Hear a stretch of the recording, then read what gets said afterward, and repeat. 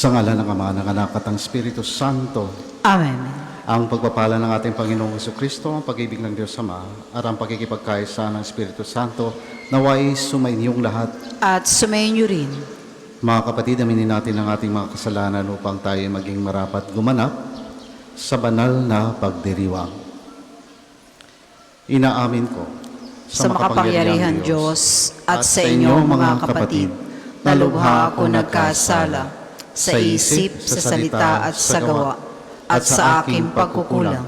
Kaya isinasamo ko sa mahal na Birheng Maria, sa lahat ng mga anghel at mga banal, at sa inyo mga kapatid, na ako'y panalangin sa Panginoong ating Diyos. Kawan tayo na makapangyarihang Diyos. Patawarin tayo sa ating mga kasalanan at patnubayan tayo sa buhay na walang hanggan. Amen.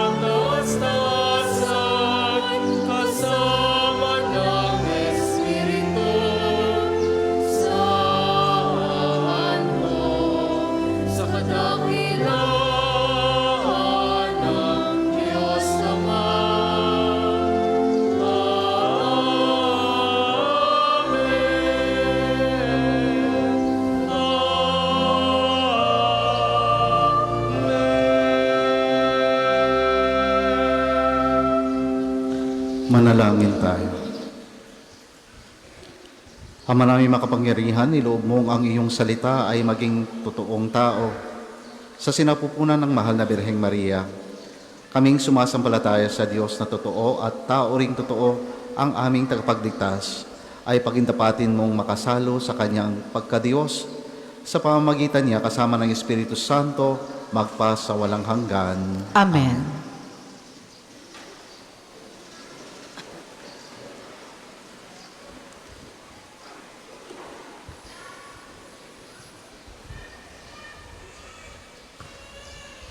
Pagbasa mula sa aklat ni Propeta Isaías. Noong mga araw na iyon, pinasabi ng Panginoon kay Akas, "Humingi ka sa akin ng palatandaan, maging sa kalaliman ng Sheol o sa kaitaasan ng langit." Sumagot si Akas, "Hindi po ako hihingi. Hindi ko susubukin ng Panginoon." Sinabi ni Isaías, "Pakinggan mo, sambahayan ni David, kulang pa ba ang galitin ninyo ang mga tao, na pati ang aking Diyos ay inyong niyayamot? Kaya nga't ang Panginoon na rin ang magbibigay ng palatandaan. Maglilihi ang isang dalaga at manganganak ng lalaki, at ito'y tatawaging Emmanuel, sapagkat ang Diyos ay sumasa atin." Ang salita ng Diyos. Salamat sa Diyos. Salmon tugunan, handa akong naririto upang sundin ang loob mo. Handa akong naririto upang sundin ang loob mo. Ang mga paghandog, pati mga hain, at ang mga hayop na handang sunugin, hindi mo na ibig sa dambana dalhin upang iyong salay iyong patawarin.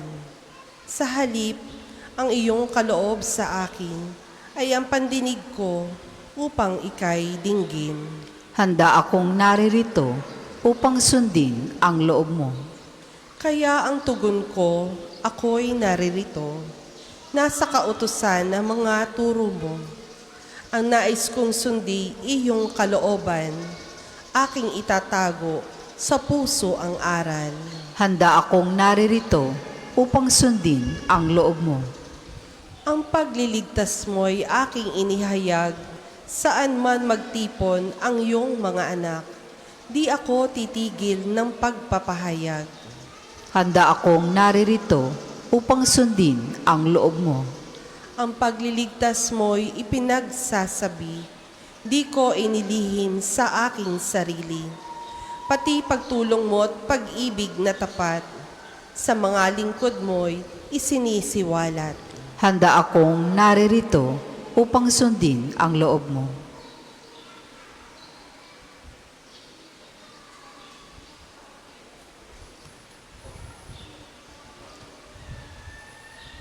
Pagbasa mula sa sulat sa mga Hebreo. Mga kapatid, ang dugo ng mga toro at ng mga kambing ay hindi makapapawi ng mga kasalanan. Dahil diyan, nang si Kristo'y manaog sa sanlibutan, sinabi niya sa Diyos, "Ang mga hain at handog na mga hayop ay hindi mo ibig, kaya't inihanda mo ang aking katawan upang maging hain. Hindi mo kinalugdan ang mga handog na susunugin at ang mga handog dahil sa kasalanan. Kaya't aking sinabi, narito ako, O Diyos, upang tukdin ang iyong kalooban. Ayon sa nasusulat sa kasulatan tungkol sa akin. Sinabi muna niya, hindi mo inibig o kinalugdan ang mga hain at handog na mga hayop, mga handog na susunugin, at mga handog dahil sa kasalanan. Bagamat ito'y inihahandog ayon sa kautusan. Sa kaniya sinabi, "Narito ako upang tupdin ang iyong kalooban." Inalis ng Diyos ang unang handog na pinalitan ng handog ni Kristo. At dahil sa kanyang pagsunod sa kalooban ng Diyos, nilinis tayo ni Hesukristo sa ating mga kasalanan sa pamamagitan ng minsang paghahandog ng kanyang sarili, at iyo'y sapat na. Ang salita ng Diyos. Salamat sa Diyos. Magsitayo po ang lahat.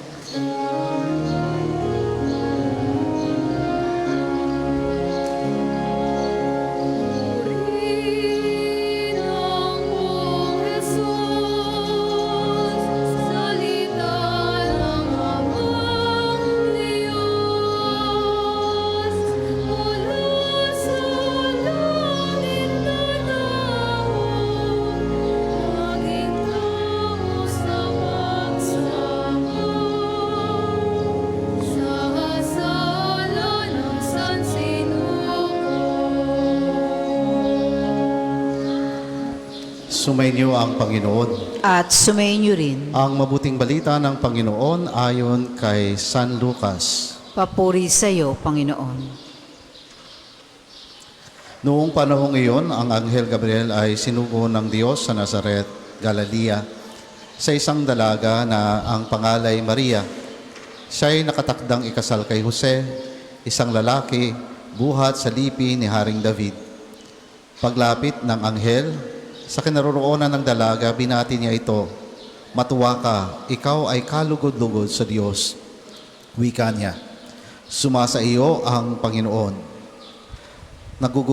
Nagulumihan si Maria sa gayong pangungusap at inisip niyang mabuti kung ano ang kahulugan niyon. Kaya't sinabi sa kanya ng anghel, "Huwag kang matakot, Maria, sapagkat kinalulugdan ka ng Diyos. Makinig ka, ikaw ay maglilihi at manganganak ng isang lalaki, at siya'y tatawagin mong Jesus. Magiging dakila siya at tatawaging anak ng kataas-taasan. Ibibigay sa kanya ng Panginoong Diyos ang trono ng kanyang amang si David. Maghahari siya sa angkan ni Jacob magpakailanman, at ang kanyang paghahari ay walang hanggan." "Paano mangyayari ito gayong ako'y dalaga?" tanong ni Maria. Sumagot ang anghel, "Bababa sa iyo ang Espiritu Santo at dililiman ka ng kapangyarihan ng kataas-taasan. Kaya't banal ang ipanganganak mo at tatawaging anak ng Diyos. Natatandaan mo ang iyong kamag-anak na si Elizabeth. Alam ng lahat na siya'y baog, ngunit naglihi siya sa kabila ng kanyang katandaan. At ngayon ika-6 na buwan na ng kanyang pagdadalang tao, sapagkat walang hindi mangyayari ang Diyos." Sumagot si Maria, "Ako'y alipin ng Panginoon, mangyari sa akin ang iyong sinabi." At nilisyan siya ng anghel. Ang mabuting balita ng Panginoon. Pinupuri ka namin, Panginoong Hesukristo. Magandang umaga po sa ating lahat. Welcome po sa Pambansang Dambana at Parokya ng Santo Padre Pio. Ngayong araw, ipinagdiriwang po natin kung paano ipinagkaloob ng Diyos ang pinakadakilang biyaya sa isang simpleng babaeng nagngangalang Maria, ang ating mahal na ina. Hindi po niya hiningi ito. Hindi siya hinirang dahil sa kanyang kayamanan o estado o katayuan sa buhay. Sa katunayan po, siya ay isang simpleng dalaga na nagmumula sa isang maliit na bayan ng Nazaret. Ipinapakita rito na pwedeng manggaling at gamitin ng Panginoon ang mga maliliit, yung mga nakalimutan na ng panahon o mga nasa laylayan na pwedeng gawin o ang pagmulan ng biyaya at pagpapala ng Diyos. Kung ganon, tayo rin, na sa tingin natin napaka-ordinaryo, ay pwedeng pagmulan ng biyaya at pagpapala ng Diyos para sa iba, para sa inyong mga mahal sa buhay. Meron pong isang katangian ang ating mahal na ina na bukod tanging Kanya ang maging handa sa pagtanggap sa anumang plano ng Diyos para sa Kanyang buhay. Kung tayo ay magbabalik tanaw at pagninilayan ang ating buhay, tayong lahat ay may kanya-kanyang pangarap, di po ba? Gusto po nating maabot ang mga pangarap na ito. Kaya tayo bumabangon sa umaga at nagsusumikap at nagpaplano. Katulad ng gusto nating makapagtapos ng pag-aaral, kung hindi man sa mga anak, makahanap ng magandang trabaho, makatulong at makabawi sa ating mga magulang, magkaroon ng sariling pamilya, o magkamit ng mga bagay na ating inaasam. At wala pong masama doon sa mga bagay na aking nabanggit. Normal lang po na mangarap tayong lahat. Pero ngunit kung minsan, dumarating ang mga sandali na parang tayo binabago ng Diyos. Binabago ang takbo ng ating mga buhay. Yung wala sa plano natin. Minsan bigla na lang tayong tinatawag na para gawin ang isang bagay na hindi natin inaasahan. At kung minsan, yung ayaw pa natin.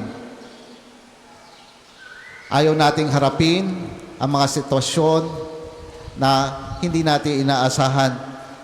Ganito po ang nangyari sa ating mahal na ina. Dumating ang anghel para sabihan siya ng plano ng Diyos sa kanya.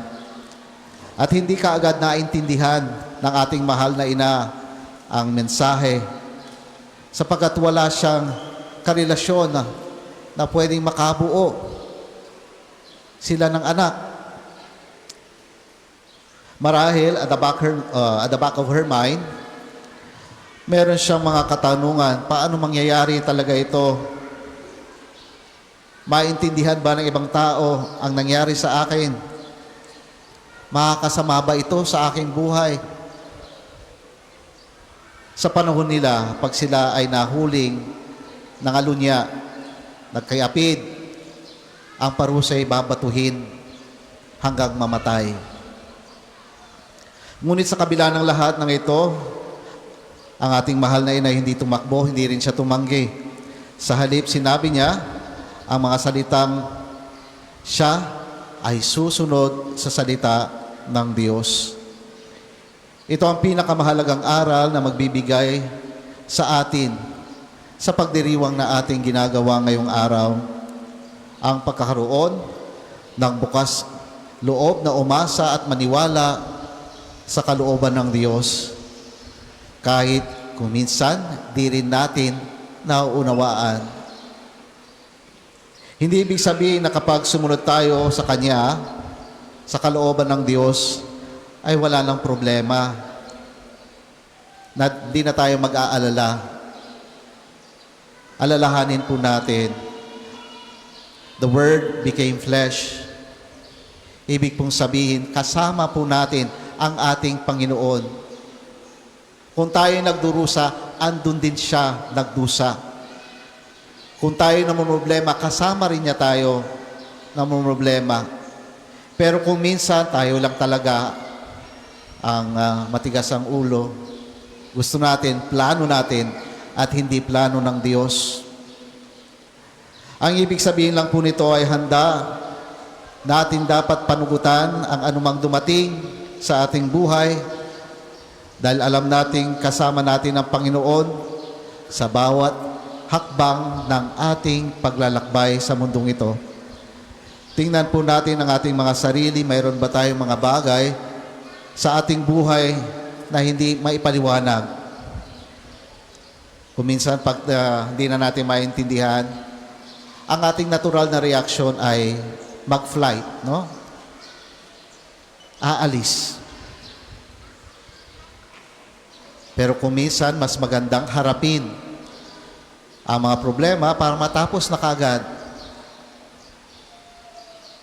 Again, hindi po tayo nag-iisa. Kasama natin siya. Baka ngayon may mga desisyon tayo na kailangan gawin o isang hamon na kailangan harapin na wala sa ating plano, pero kailangan. Katulad ng ating mahal na ina, maaari nating sabihin, narito po ako. Gawin ninyo sa akin ang inyong kalooban. Kung may magkakasakit sa ating pamilya, hindi ibig sabihin tanggapin na natin na siya ay mawawala na. Ibig sabihin, may pagkakataon tayo maging mapagmahal sa taong nagkakasakit. Ibig sabihin, kailangan gumawa tayo ng paraan upang maibsan ang pagdurusa ng ating mahal sa buhay na nagkakasakit. Ibig sabihin, kasama natin ng Diyos. Ibig sabihin, dapat tayo'y magdasal para sa taong ating mahal. Hindi po kailangan maging perpekto para tanggapin ang mga biyaya ng ating Panginoon, sapagkat kung minsan ang mga biyayang ating tinatanggap ay nakadisguise. Yung mga hindi nating inaasahan, meron palang pagpapala na ibibigay sa atin. Tayo magiging malakas sa mga susunod na pagkakataon. Ay kaya ko pala gumawa ng paraan upang maitawid ang pagsubok na ito. Si Maria ay isang simpleng tao lamang na may malinis na puso at tapat sa pananampalataya.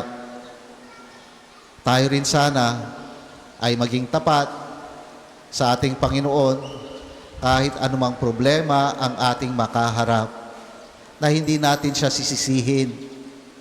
Bagkus, ating ipagkakatiwala kung ano man ang meron tayo sa Kanya, katulad na rin ang sinabi ng ating mahal na patron, pray, hope, and don't worry.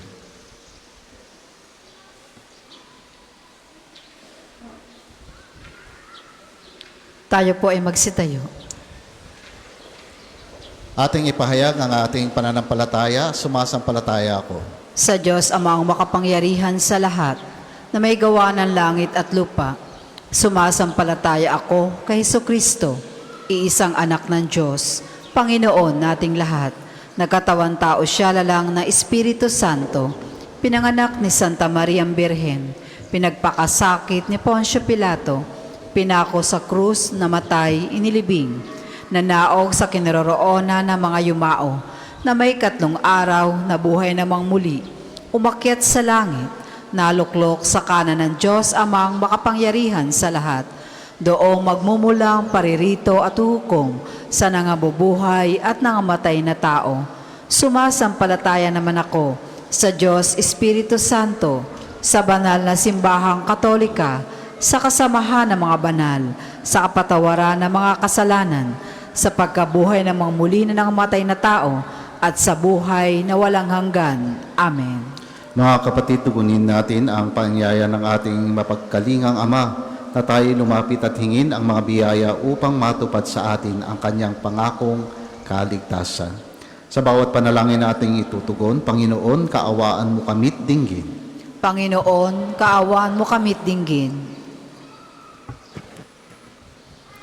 Upang ang pangakong kaligtasan ng Diyos ay pagsumikapang matamo ng simbahang Katolika sa pamumuno at paggabay ng banal na Papa, ng lahat ng mga obispo at mga pari, manalangin tayo. Panginoon, kaawaan mo kami't dinggin. Upang ang kapayapaan at pagkilala sa kapangyarihan ng Diyos ang umiral nawa sa lahat ng sulok ng daigdig, manalangin tayo. Panginoon, kaawaan mo kami't dinggin. Upang ang lakas ng loob at pananampalataya sa Diyos ng mahal na Birheng Maria sa pagtugon sa kalooban ng Diyos ang magpalakas sa pananampalataya ng mga taong nabubuhay sa pagtitiis at pagdurusa. Manalangin tayo. Panginoon, kaawaan mo kami't dinggin. Upang tayo na bumubuo sa ating sambayanan ay maging tagapagpahayag nawa ng pag-ibig ng Diyos sa pamamagitan ng paglilingkod natin sa ating kapwa. Manalangin tayo. Panginoon, kaawaan mo kami tingin. Butihing Diyos at aming Ama, masunod nawa sa aming buhay ang iyong kalooban at ang maging hantungan nawa nito ay ang pagpapalang inilalaan mo sa amin sa pamamagitan ni Hesus Kristong aming Panginoon. Amen. Para po sa maghahandog na sobre, pakihulog na lamang po sa buslo.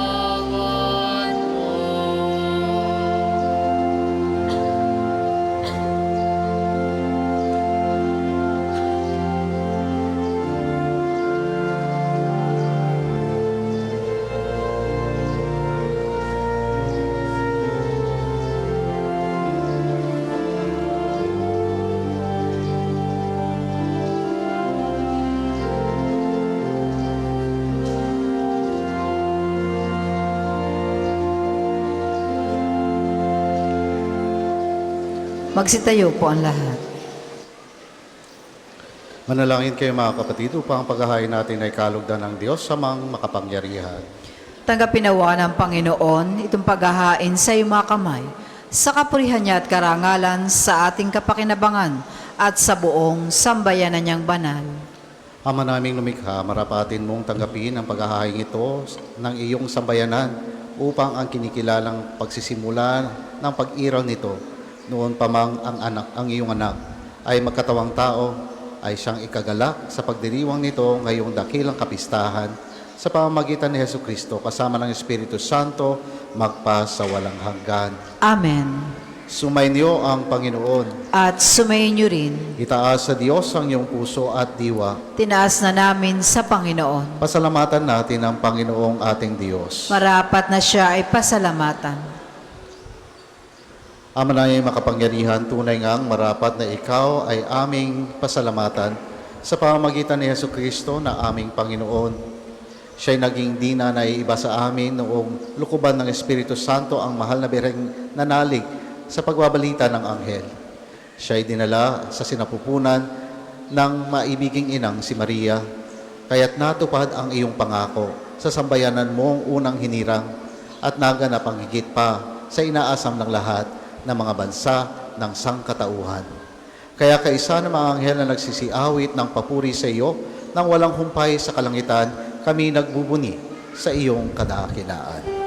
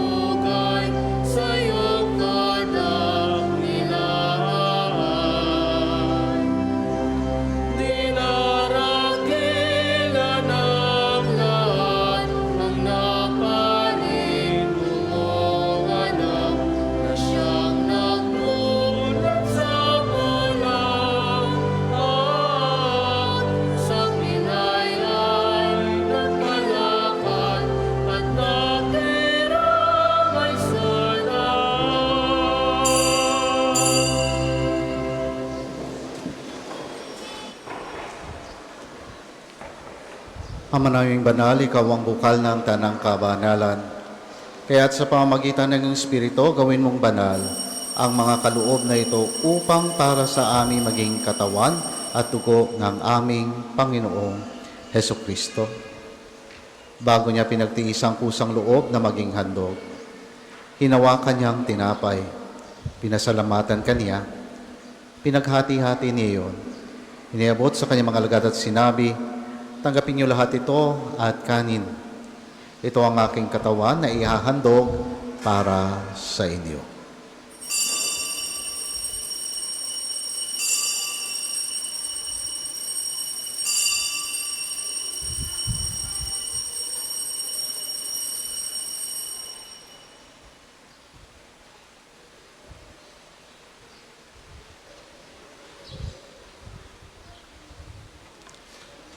Gayon din naman, nung matapos ang hapunan, hinawakan niya ang kalis, muli kanyang pinasalamatan, iniabot niya ang kalis sa kanyang mga alagad at sinabi, tanggapin niyo lahat ito at inumin. Ito ang kalis ng aking dugo, ng bago at walang hanggang tipan, ang aking dugo na ibubuhos para sa inyo at para sa lahat sa ikapagpapatawad ng mga kasalanan. Gawin ninyo ito sa pag-alala sa akin.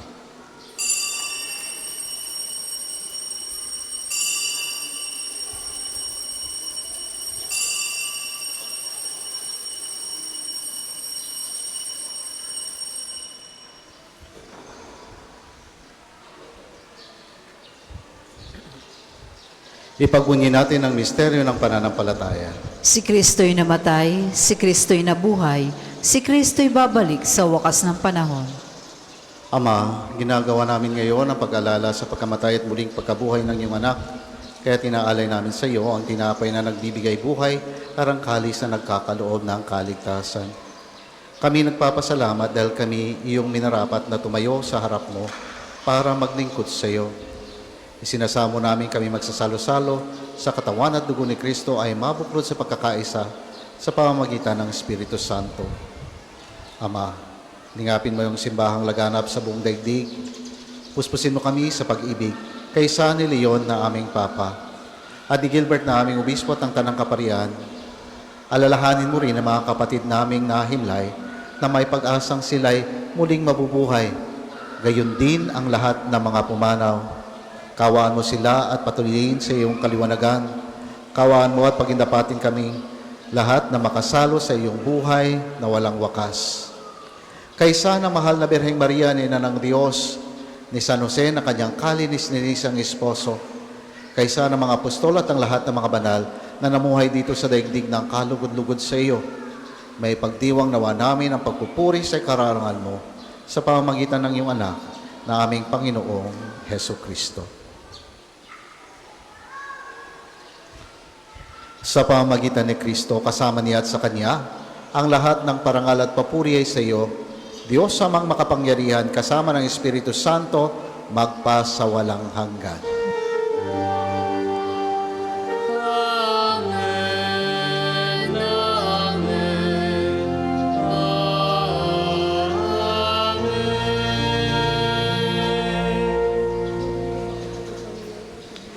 Sa tagubili ng mga nakakalig na utos at turo ni Jesus na Panginoon natin at Diyos, ipahayag natin ng lakas loob.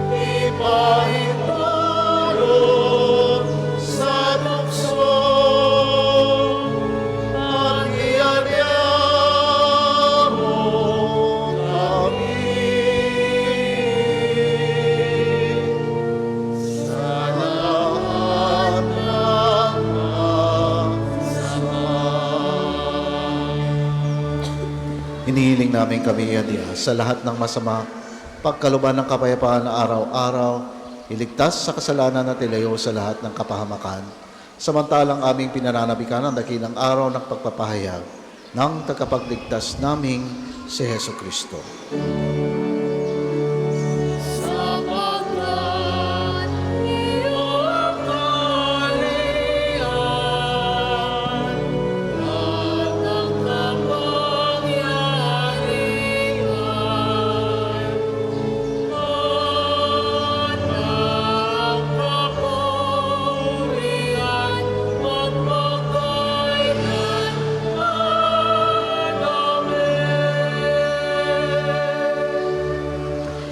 Panginoong Heso Kristo, sinabi mo sa iyong mga apostol, kapayapaan ang iniiwan ko sa inyo, ang aking kapayapaan ang ibinibigay ko sa inyo. Tunghayan mo ang aming pananampalataya at huwag ang aming mga pagkakasala. Pagkalooban mo kami ng kapayapaan at pagkakaisa ayon sa iyong kalooban. Kasama ng Espiritu Santo, magpa sa walang hanggan. Amen. Ang kapayapaan ng Panginoon ay laging sumainyo. At sumainyo rin. Ngayon magbigayan tayo ng kapayapaan sa isa't isa. Peace be with you. Kordero ng Diyos, nag-aalis ng mga kasalanan ng sanlibutan, maawa ka sa amin. Kordero ng Diyos, nag-aalis ng mga kasalanan ng sanlibutan, maawa ka sa amin. Kordero ng Diyos, nag-aalis ng mga kasalanan ng sanlibutan, pagkaloob mo sa amin ang kapayapaan. Kung hindi po kayang lumuhod, manatili pong nakatayo na may paggalang.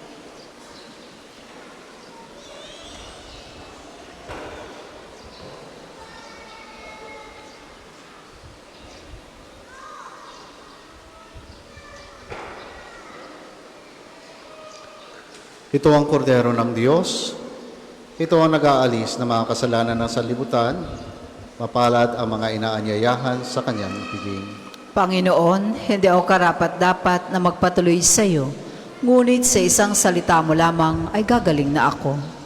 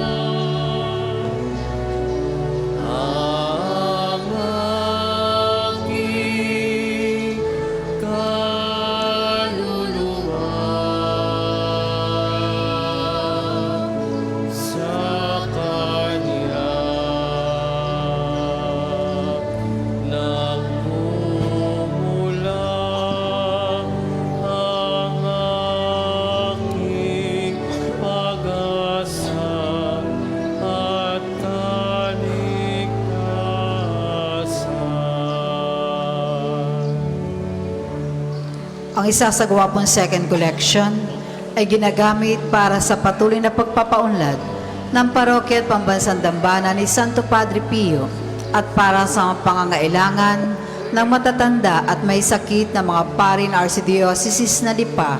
Salamat po sa inyong mga handog.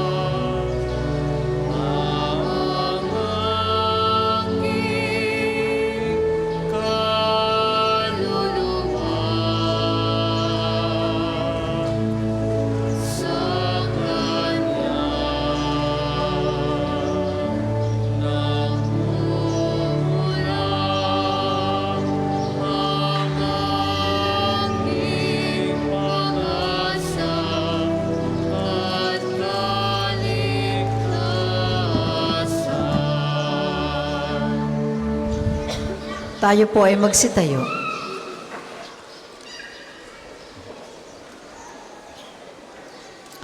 Manalangin tayo.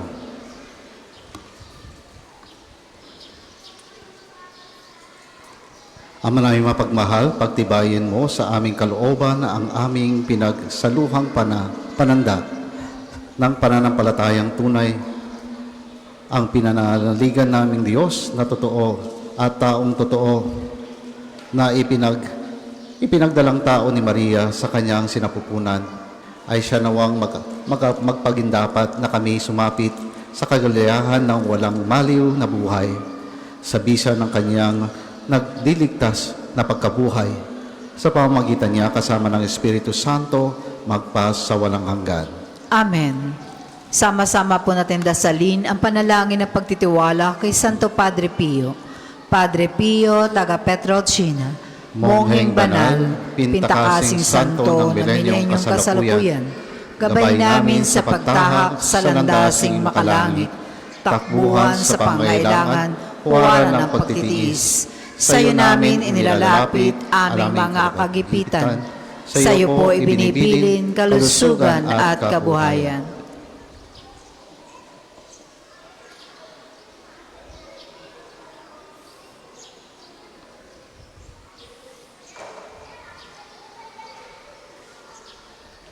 Di man karapat-dapat, kami po ay pagbigyan, bendisyonan at basbasan, maging ganap sa buhay.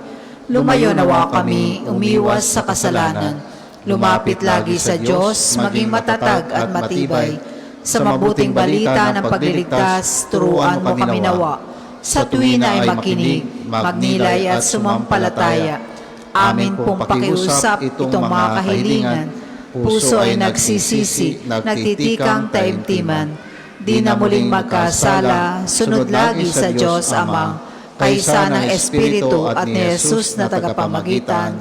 Amen. Magsiupo muna po ang lahat para sa ilang patalastas. Una, sa inyong pagdalaw sa pambansang dambana, mangyaring pakaingatan ang iyong mga personal na gamit. Hangad namin na isang matiwasay at maayos na pagbisita sa National Shrine. Kalawa, nais po naming ipagbigay alam sa inyo na ang Padre Pio Healing Bundle ay available sa ating mga tindahan. Ang langis na kasama nito ay may halo na langis mula sa puno na olibo na binasbasan ni Padre Pio nung siya'y nabubuhay pa. Naway, magindaan ang ating healing bundle sa pagkakamit ng kagalingan mula sa Diyos. Ikatlo, bahagi na ating mga pangkawaresmang gawain, mayroon po tayong pagdarasal ng Istasyon ng Krus tuwing araw ng Biyernes sa ikatatlo ng hapon. Ang mga aklat dasalan ay available sa ating mga tindahan. Ikaapat, pinagbibigay alam po sa lahat ng tanggapan para sa ating mga pamisa at car blessing ay inilipat na sa ibabang palapag ng belfry o kampanaryo. Ikalima, inaanyaya ng lahat na nagnanais maging kasapi ng Kopradiya ni Santo Padre Pio, isang samahan na nangunguna sa pagdarasal at debosyon sa Kanya. Kayo po ay makipag-ugnayan lamang sa ating opisina para sa pagpapalista at mga detalye. Ika-6, sa darating na linggo ay simula ng mga mahal na araw. May pagbabasbas na mga palaspas sa lahat ng misa. Ang hanay na iba pang mga gawain ay matutunghayan ninyo sa mga tarpaulin sa paligid ng dambana at sa ating FB page. Ang lahat ay inaanyayahang makiisa. Ikapito, inaanyayahan ng lahat na makiisa sa paglalakbay sa daan ng krus ni Jesus sa paraan ng pagtatanghal sa pangunguna ng mga kabataan ni Santo Padre Pio sa April 1, Miyerkules Santo sa ganap na ika-4 ng hapon. Halina at samahan natin si Jesus sa kanyang paglalakbay sa daan ng Kalbaryo.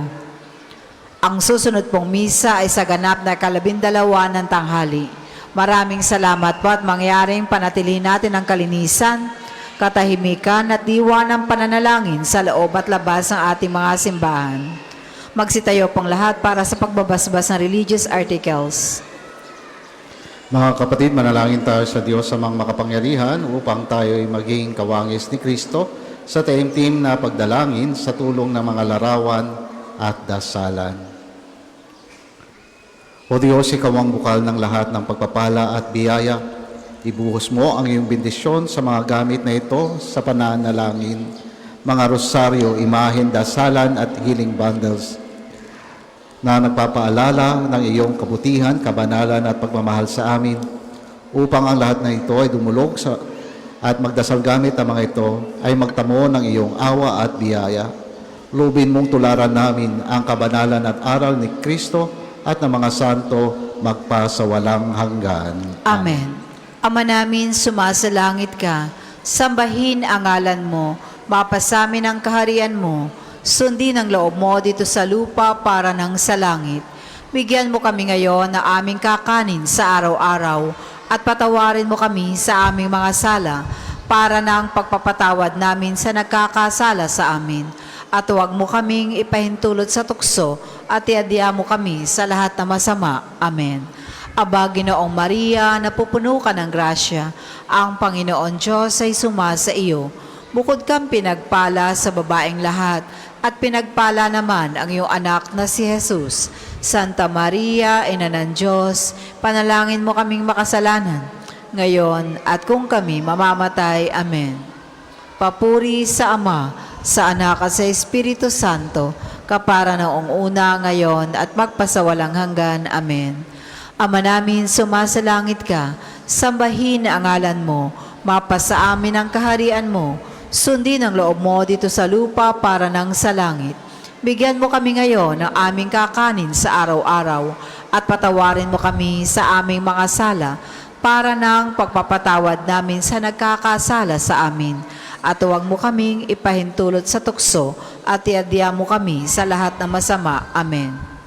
Papuri sa Ama, sa Anak at sa Espiritu Santo, kapara noong una, ngayon, at magpasawalang hanggan. Amen.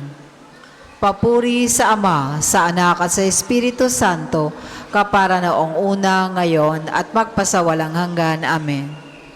Papuri sa Ama, sa Anak at sa Espiritu Santo, kapara noong una, ngayon, at magpasawalang hanggan. Amen.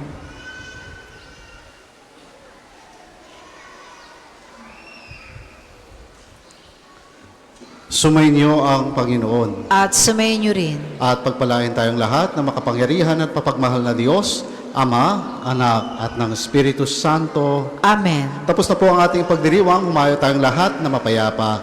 Salamat sa Diyos.